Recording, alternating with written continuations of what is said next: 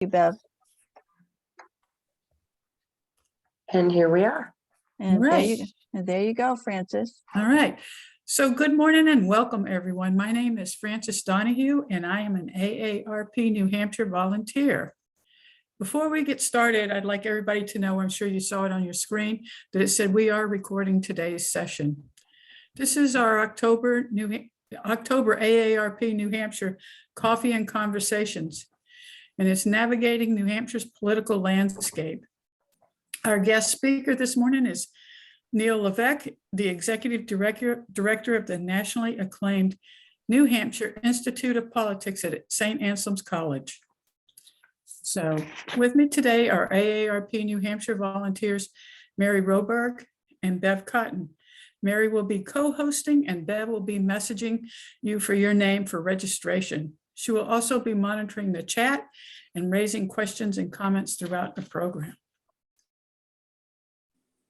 So before we get started, I would like to cover a few housekeeping items. Please be sure to mute yourself. And you'll know that you're muted when you see a red line through your microphone in the lower left-hand corner. This will help to eliminate background noise. But we would like to hear from you. So if you would like to ask a question or have a comment, please use the chat box, which will be accessed by clicking the chat button at the bottom of your screen. At AARP New Hampshire, we are focused on health, financial security, and social connections critical to the well-being of the 50+ in the Granite State. We carry out our work through targeted advocacy at the state and federal levels, compelling engagement of the 50+ community statewide, and serving as a trusted resource for our members and for the public. Mary? Thank you, Francis. As we all know, the New Hampshire political landscape is unique and it is engaging to its citizens. There are always a lot of questions to ask during the election season. Neil Levesque is here to answer our questions and to highlight some of the pressing issues as we prepare to vote in the November 8th midterm election. Neil Levesque has long held leadership roles in politics and governance across New Hampshire. In July 2009, he joined the New Hampshire Institute of Politics at St. Anselm College as its executive director. He has since hosted a variety of state and national productions, including 5 presidential debates and numerous distinguished speakers such as Hillary Clinton and Mitt Romney. Mr. Levesque began his career working for the U.S. Representative Charles Bass for 12 years of service and 5 successful elections. Prior to joining the Institute, he was employed with the Global Wealth Management Division at Morgan Stanley, and he was also part of an advisory team with responsibilities in private, corporate, and endowment fund management. He has served on numerous nonprofit boards. Currently, he is the chairman of the New Hampshire Presidential Primary Centennial Anniversary Commission. He's on the Board of Trustees and Vice Chair at Catholic Medical Center, and also on the Board of Directors at Pease Development Authority. Mr. Levesque grew up in Nashua, New Hampshire, and he earned his BA in Political Science at Wheaton College. He and his wife live in Concord, New Hampshire, with their daughter, Molly. Welcome, Neil, and thank you for joining us this morning. Thank you, Mary. Thanks for having me. I've got my coffee here. We're all set. We can have a nice conversation about this thing that's really pretty simple, but on the other hand, can get kind of complex. And I think as we're in October right now, you know, when we're turning on the television or listening to the radio and we're hearing all these ads, and we're hearing different stuff, when we go to the mailbox and we get everything in the mail, gets more confusing. And at the heart of this is really our duties as citizens and to participate. And the elections are our chance to say what we can, given before the choices on the ballot, about the direction of the country and where we want things to go as best we can. It's not always perfect, but it gives us a voice as citizens. So I'm excited about November the 8th. There's a lot of opportunity in New Hampshire to participate. And in fact, the state of New Hampshire has the highest voting participation rates in the nation. So not only do we hold the famous presidential primary, but we also participate in all of our elections in a very strong way here in New Hampshire. And a lot of that is because we're a little bit old school in the way that we do things through our Secretary of State. The state does run this election. And sometimes people say, well, we're antiquated and things like that. But the truth is that we've done it this way. It's been successful, and it'll be done again in November. And so we're looking forward to that. So I'm happy to answer questions that you have regarding the election. I'm in a bipartisan role. And so if you have a question that sort of leans a little, it needs a partisan one side or the other question, I'll try to sort of answer it as frankly as I possibly can. But I will say this about AARP and its participation in politics and in civic life. It's really the most powerful organization nationally, and not necessarily pushing one side or the other, but the woman that started AARP, she lived in a chicken coop. A lot of people don't know that. And it was, the way that people who would be in the better half of their life were living in some tough conditions. And AARP was formed basically to try to provide a voice on a bigger scale for people who are in that stage of our lives. And I say our, because I am a member. And so I think that this organization is very helpful in promoting civics, but also sort of getting the word out to retirees and seniors about the issues that come before us and that might be important to us. So I'm happy to participate today and answer the questions as best as I possibly can. Okay, Neil. So our first question is, can you tell us what kind of safety measures the polling sites are implementing? So I think as we've seen through COVID, we've had a wide range of different requirements. And now that we're sort of 2 years into this pandemic, as President Biden said recently, he sort of proclaimed that it was over. Each voting spot really has their own parameters as to how they're going to keep people safe in their local communities. And this includes polling spots. However, let's say that you have a pre-existing condition where you have been very guarded in trying to keep yourself safe from COVID-19 because of that pre-existing condition. If you have a medical issue that arises, you can claim that as a reason for asking for an absentee ballot. So if you have a condition and you're concerned as a voter about the fact that you have to go into a polling spot, you can request an absentee ballot based upon that medical condition. There is an actual check mark for that. And so that is one of the reasons why you can request an absentee ballot. Now let's throw out another scenario. Let's say that that you have COVID-19 that day. You wake up that day and you test and you have COVID.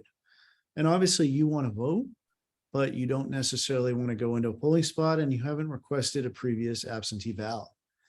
You can at that point contact your voting site and you can request that a ballot be brought out to your vehicle and sort of placed through the window, if you will. It sounds unusual, but I think for most of us in the last 2 years, we've learned to adapt to COVID-19. So if that were to occur on that day, you could make that request. This being said, if you just sort of wake up on election day and say, well, I don't really feel like going into a polling spot, I don't have a preconceived medical condition, that would not be acceptable for this type of activity. So we need to be sort of clear about that. And I think the main thing is that if you do have a medical condition, to contact your town clerk ahead of time and possibly seek an absentee ballot in that case. Okay, good answer. So what is the deadline for returning an absentee ballot to be counted? So your town has that on their website. So when you go on the Secretary of State's website or on your town, you can fill out the form, and it'll have those deadlines on that form. If you are challenged as far as filling out forms, I don't know the common nomenclature for that, but let's say that you are challenged in filling out that form, there is a way to do it electronically as well. So what I'm trying to say is that the Secretary of State is trying to make as many options as possible, so that if you're not planning to be in your domiciled location to where you vote on election day, you can request the absentee ballot.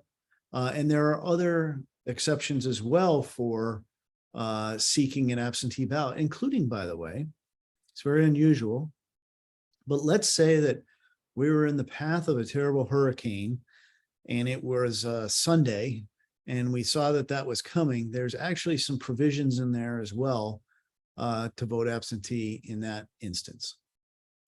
All right, so what's the best way to get an absentee ballot? And so, excuse me, hold on. Alexa, turn off, please. My Alexa answered me. Well, I have a 20-year-old daughter, so I know all about background noise. So So that I now know I need to turn that off before. So what's the best way to get an absentee ballot? And how far in advance can you get it? So I would do it as soon as possible. So if you go and Google NHSOS, which is Secretary of State, or just go on the New Hampshire Secretary of State website, you'll see a tab for elections, and then you'll see a tab that says voter. And at that point, you have the forms there to fill out, either electronically or by mail, to request that ballot and to do so as soon as possible. Obviously, you want to, time is of the essence here. We've got plenty of time between now and November the 8th, but trying to fill that out sooner rather than later be important. One thing though I would say is that when you fill out a form absentee, your time period for filling that form out is different than, say, the candidate's goal of communicating their message to you as a voter. So when campaign managers plan campaigns, they look at the end date, which is the voting day, election day. And a lot of their communications and a lot of their planning goes on all the way to that day. So it's almost like they know you're going to, if you're a consumer, they know you're going to buy something on that day. So there are a lot of things leading up to that day. So, for example, debates and things like that you may want to participate as a voter, to watch those debates and see where they stand on issues and things like that. And so taking the time to participate in some of those debates as a viewer, I think can be important. And it's something to be considering when you're going towards election day. Okay, so let's see if we have some questions. Bev, is there any questions? We do have a couple of questions. While you're speaking about debates, I was just discussing with Ashley before we all gathered here on our Zoom that there are upcoming debates that are tentative out there for some of our more local elections for governor, for congressional districts 1 and 2, and for the senatorial race. But there seems to be some vacillating from some of the candidates as to whether or not they wish to debate and so forth. Could you explain the rationale for a candidate not choosing to debate in the upcoming election? Sure. So candidates make decisions as far as how they're going to communicate to their voters and how they're going to ask you for their vote. And so Part of that is the tactical decision to decide, okay, we're going to participate in, let's say, a lot of debates or very few. Now, if you're a candidate and you're participating in less debates, that sort of shores up your message and tightens up the opportunities to make mistakes, and lessens the ability for some to participate in news organizations say that you don't feel are fair. So on the other hand, if you say, well, I'm gonna limit my participation in debates, you're limiting your ability to communicate with voters, and you're potentially also expressing the view that maybe you're not a great debater, or maybe you're not prepared for this position. So it's a give and take. And it's part of what you as a voter will use to make up your mind as far as voting. So if a candidate says that they are not debating, well, maybe that's sort of part of the message that makes up your part of your decision making as a voter, to say, well, they didn't debate, and therefore I didn't have a chance to see them, and therefore I'm not going to vote for them. So there's give and takes, and it's a lot of it is tactical, and a lot of it is, certain news organizations are perceived one way or the other, maybe on the left or the right. And so candidates may say, well, I'm not going to participate in XYZ news organization because they lean to the other side. And so that's kind of part of the reasoning that goes into this. We host a series of debates here at the Institute of Politics, including the WMUR Granite State debates. We've done so for many years. We did so in the primaries about a month ago. We enjoy watching them, and it's fun to be around all these candidates. They're very nervous before they come out. And a lot of them have sort of pre-rehearsed decisions about what they're going to say and things like that. But you can sort of hear that, and it's a fun thing to watch and to see what they're really like outside of these 15 and 30-second television ads. That's for sure. So hopefully a lot of people will watch them. Thanks, Neil. And I do have a couple more questions for you. Does the Institute primarily address federal policies and candidates, or do you do a lot of the state issues as well? We do both and all. Basically, we want to have a place where people discuss things, and in some cases argue. A lot of the times we see on television, we see this sort of political argument, and a lot of people want to shut this off. And that's okay. I certainly understand that. But in our democracy, the argument is good. It's good for us to have a healthy argument, just like two lawyers going on opposite sides into court. Well, you want them to have a good argument that the judge can then make a fair decision about. It's the same here. And we want to have a good, healthy argument. And so we bring forward many different state, local, and certainly, obviously, federal issues as they come up. We want people to hear about them and study them. And a lot of times there's a lot of interest in it. Whatever the hot button issue of the day is, we try to bring it forward. The other issue is that candidates do that naturally. So if we have the president of the United States come here, he's going to talk about the issues of the day. And a lot of it's fun. We get to hear from them and what their thinking is on whatever the topic of the day is. Are you, knowing what you know about New Hampshire politics and a lot of our fiscal habits, do you expect any cuts to the state's budget this year as federal COVID funds dry up? That's a great question. It's been a very interesting period, both, obviously in the federal side, but we've had a huge amount of money come into New Hampshire. And a lot of those were unspent monies that I think that now the governor and the legislature are starting to sort of clear out. And the questioner is correct in the fact that, okay, what happens when that dries up? What do we go back to? And I think that a lot of that was one-time spending on behalf of the state, and probably is not something that's an infrastructure that needs constant feeding, if you will. But the state of New Hampshire has always been a frugal system. No income tax, no sales tax, very limited tax base, at least at the state level. And so traditionally that's been the case, but that can change. You know, we have a very large legislature, 400 members plus 24 members of the state Senate. They get paid $100 a year, as you know. Some people believe they're overpaid, but I'm not going to get into that. But the truth is that, you know, one legislature can completely change that and change the spending outlooks. But it's definitely traditionally been a very frugal state government. There's no doubt about it. And the last audience question that I have right now, and I'm a reminder to anyone who's come in late to please put your questions in the chat.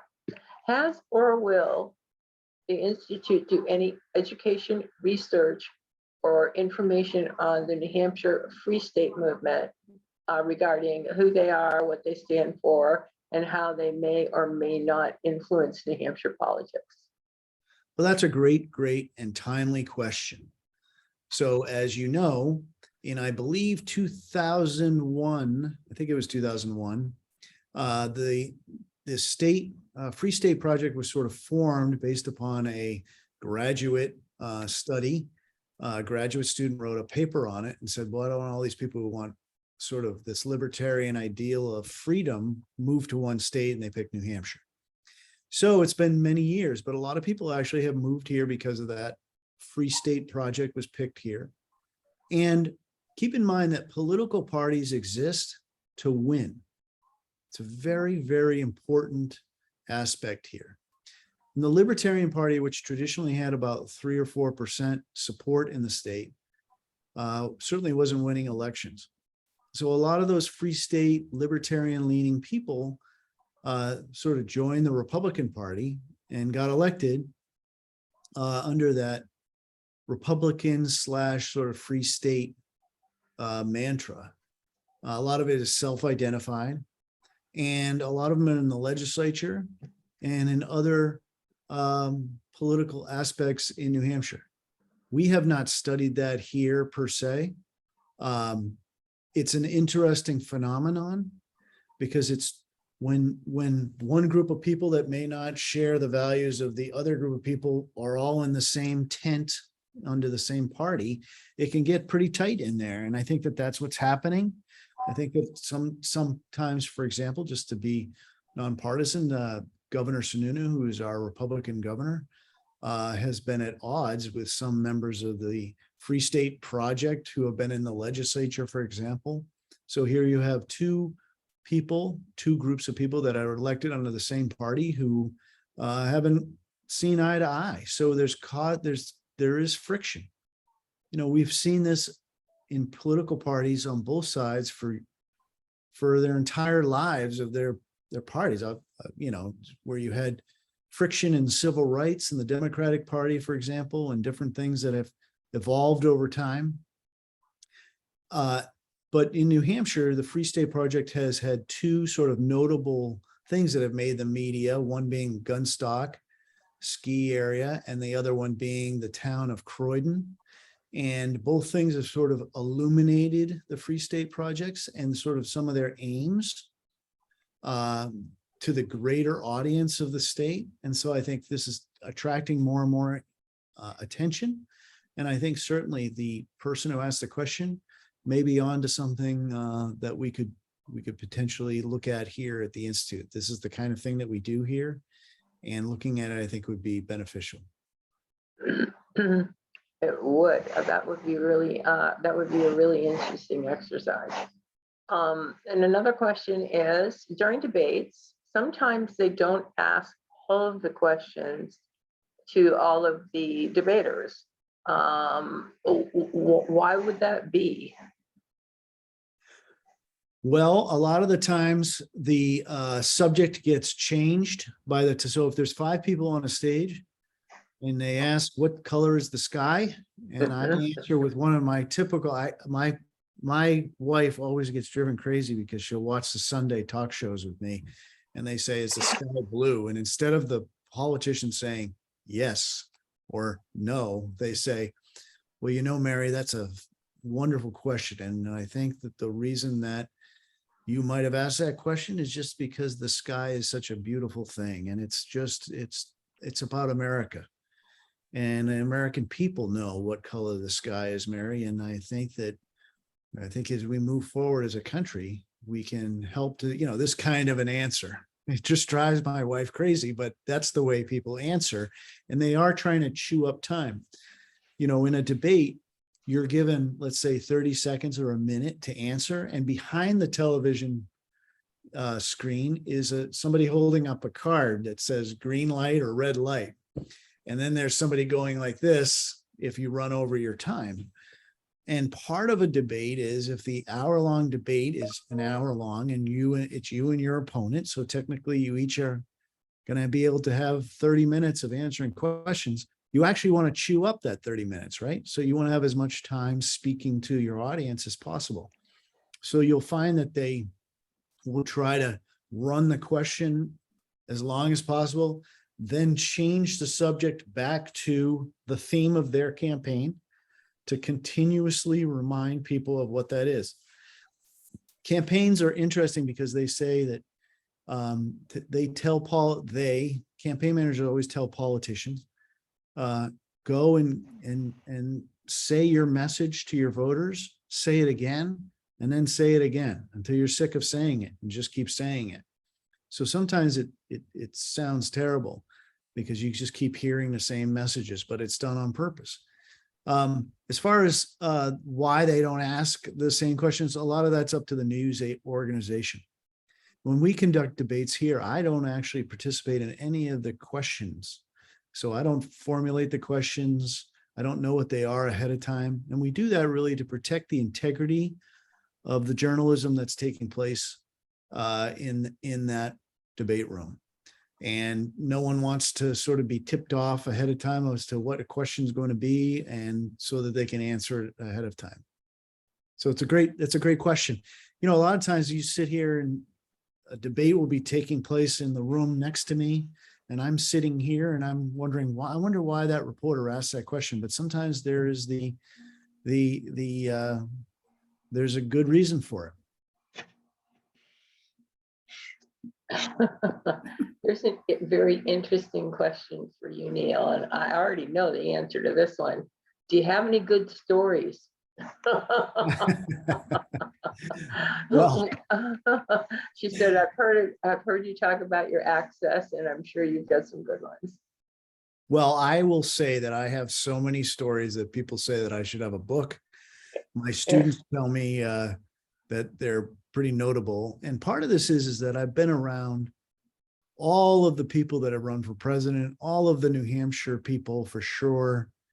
I've spent a lot of time with people like Governor Sununu and Senator Shaheen and people like that.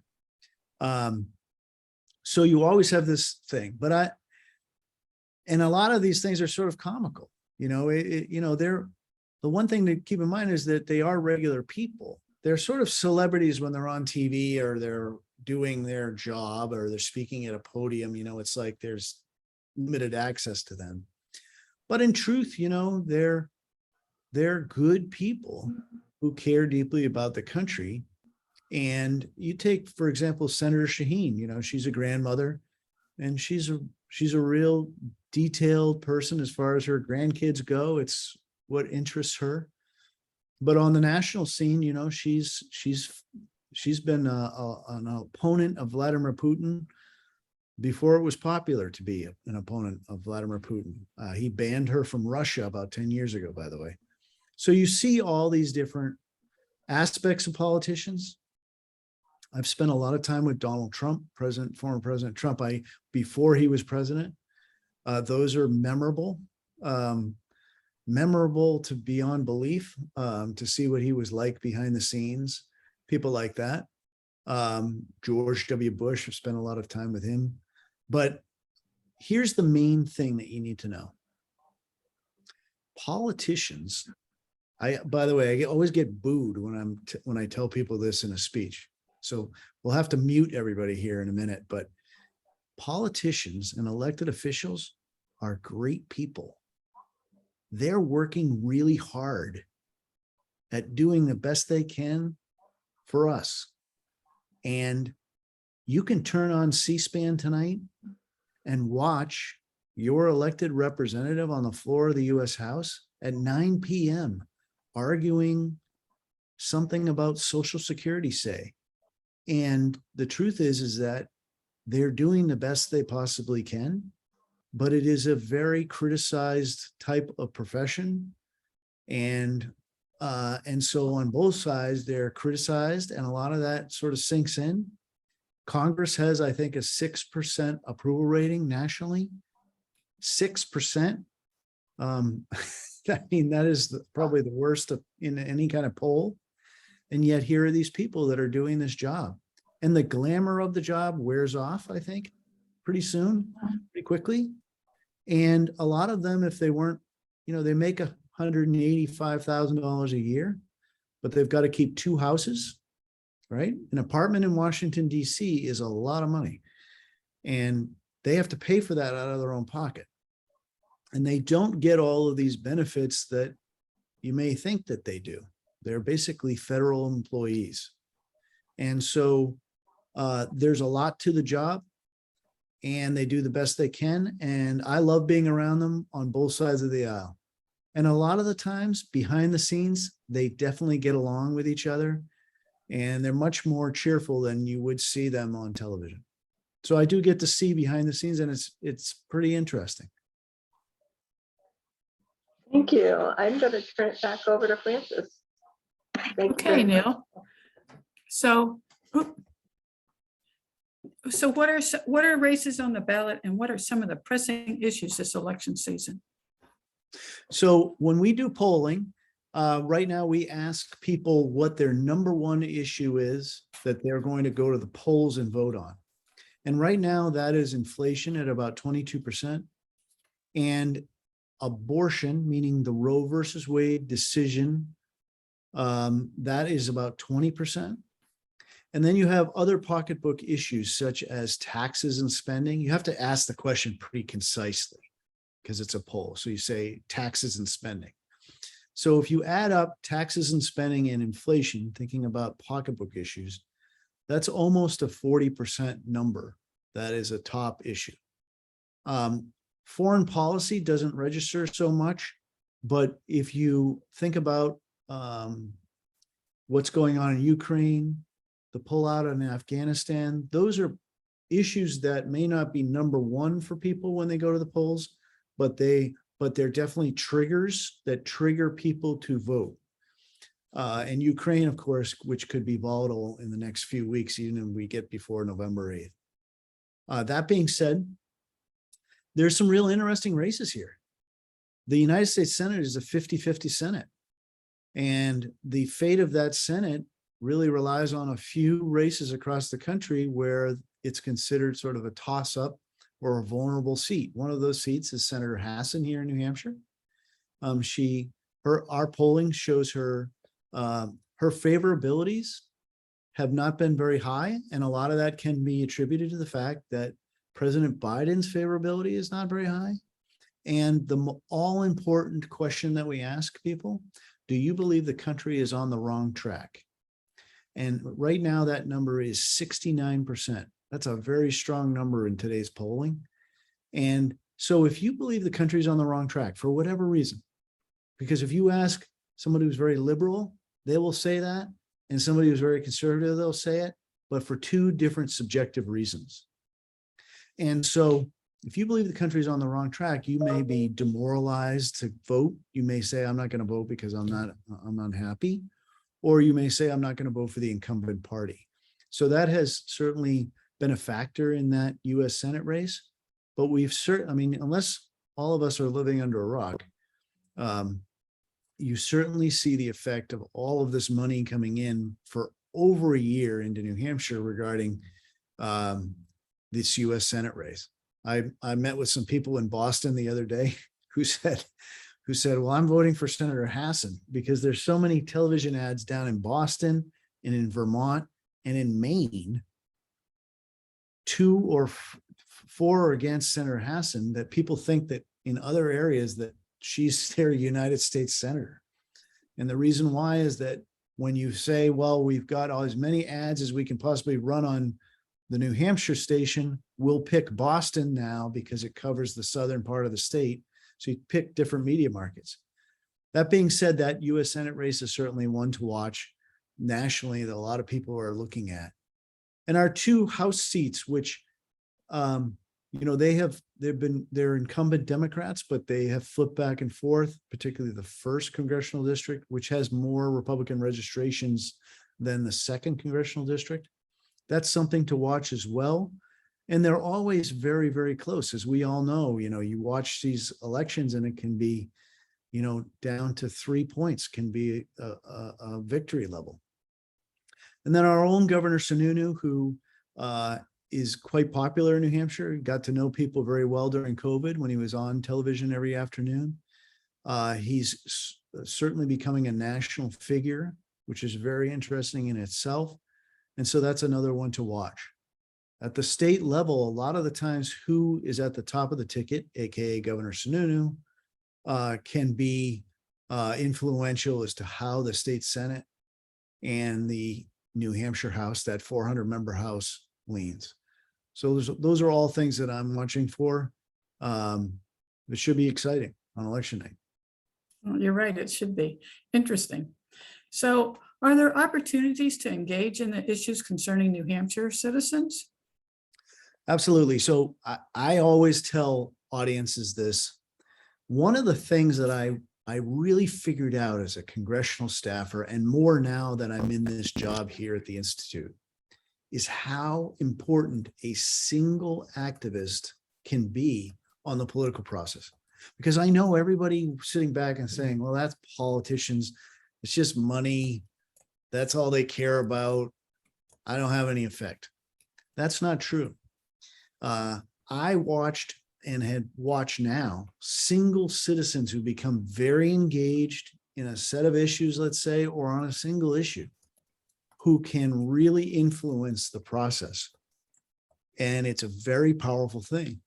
One of the things that AARP does is that they organize different events and things like that where politicians are going to come and they give you some training on how to engage, because there's a right way and a wrong way. Just like anything else, if you want to persuade someone, it's honey, that usually works the best. So there are ways to engage politicians and really have a dramatic impact on the process. And one organization, AARP, for example, when its members are engaged, politicians really listen. And so that's an important thing to know. And you have a lot more power than you think you do, particularly in a state like New Hampshire. I mean, it's not unusual to go to the grocery store and run into Governor Sununu, for example, or to meet a US senator at an AARP event or some other type of thing. In a state like California, forget it. 54 million people, they don't even know who the governor is. But in New Hampshire, you can really engage, get to know this person who's representing you. And I encourage you to do it on both sides. All right. Are there any more questions, Bev?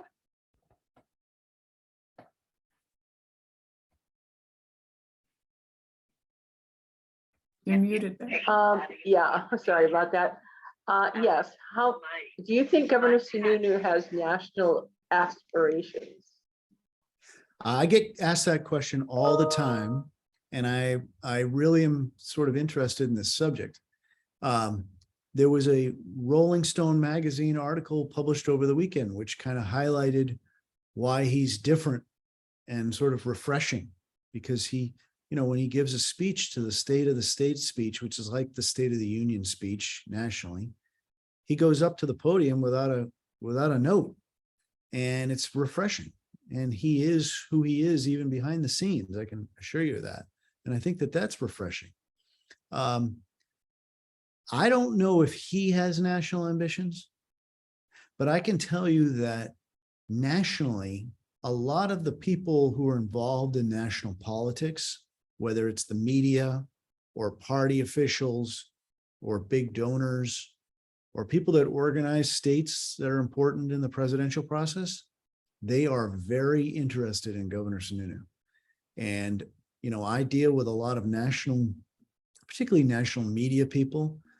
And it's not unusual for me to answer the phone. And that's sort of the first question is, what's Governor Sununu doing with this? And how is he doing with that? And what are his intentions? So I think he's getting more and more people asking him to participate in the process nationally and give speeches and meet with people. And I think that that's good for New Hampshire and good for him.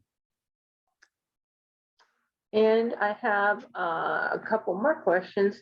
How much do you think the former President Trump impacts New Hampshire politics? Well, former President Trump has definitely impacted politics nationwide. The Republican Party nationwide, and particularly in New Hampshire, if you poll, and this is based on data, this isn't my own personal opinion, participants in the Republican Party, they like President Trump and they like his themes. So if you take the people who won the primaries last month that are running for national office here and federal office here in New Hampshire, a lot of their themes are the same as the former president. That being said, our most recent poll, and I haven't released this yet, so it's top secret, but our most recent polling shows that 56% of voters are not favorable to former President Trump, and 41% are. So you have more people who are unfavorable to you in a general election. That's a tough place to be. And I think that probably echoes nationwide. So popular within his own party, but hard to win another general election if politics is all about getting to 51. How do you get to 51%? And how are you changing what you've done before in order to get more and more voters to you in order to get to 51? And I think that would be a challenge for the former president. I'm not biased. I'm not, this is the polling data that I'm happy to share with anyone if you have further questions about that. What do you think about the chances of New Hampshire retaining its first in the nation status? I believe that we will be the first in the nation primary and continue on doing that. I think that for a couple of reasons. First of all, the Democratic Party does not control our state election here in New Hampshire. And so they may decide after they put off making a public announcement on a decision within the National Democratic Party until after our general election. And my guess is they'll say, well, New Hampshire shouldn't be first. If they do that, that may be all well and good, but we're still going to conduct the state election first. One of the factors is that the candidates vote with their feet, right? Or nowadays with their jet. They start coming in here. So we saw 2 weeks ago, Secretary Buttigieg was here in the state, and President Biden was here over the summer. And I think that when the candidates start to come here, it's a powerful thing as far as, hey, let me be frank. Let's say that you're thinking of running for president and you say, well, I'm going to skip New Hampshire, as some candidates have done in the past. But everybody else is here. And there's an election, a primary election, and you don't win. It's a tough place to go forward. So I think that for that very reason, I think we'll retain it, and I'm quite confident of it. And our people in New Hampshire that are Democrats, like the state party chairman, Ray Buckley, are determined to keep New Hampshire first, and they're quite powerful in the national party. So, I could be wrong about what they announce after the November election. Well, I'm selfishly happy to hear you say that, because I think us being first in the nation just affords us such a wonderful and unique opportunity to have so many interactions with our candidates and to view them firsthand and a lot of that would go away if we slip down the list in our pecking order. So I'm pleased to hear you say that. So Francis, I think that's all the questions I have in the chat right now. Okay, thanks, Bev. So just to do a quick little recap, if you want to get an absentee ballot, you go to your town. You want to do it as soon as possible, and you want to turn it in and make sure that it's going to be counted, correct? And if you're sick with COVID on the day, you can feel free to call up your town and have them, you can drive up and probably do a ballot right there in your car. Is that all that correct? That's correct. And if you have a preconceived medical condition, you can request an absentee ballot for that reason as well. So if you're Okay. fearful of COVID because of that pre-existing medical condition. Right. Mary? You're on mute, Mary. Sorry about that. This has been some really great information. I'm so glad that you were able to join us this morning, Neil, and to talk about your experiences and to answer our questions, about the election, about the primary, about the debates. It's just been amazing. And I also want to thank our audience for joining us for today. And I hope that you also enjoyed hearing from Neil, and that the information he shared has been of value to you, and it's also been very interesting to you.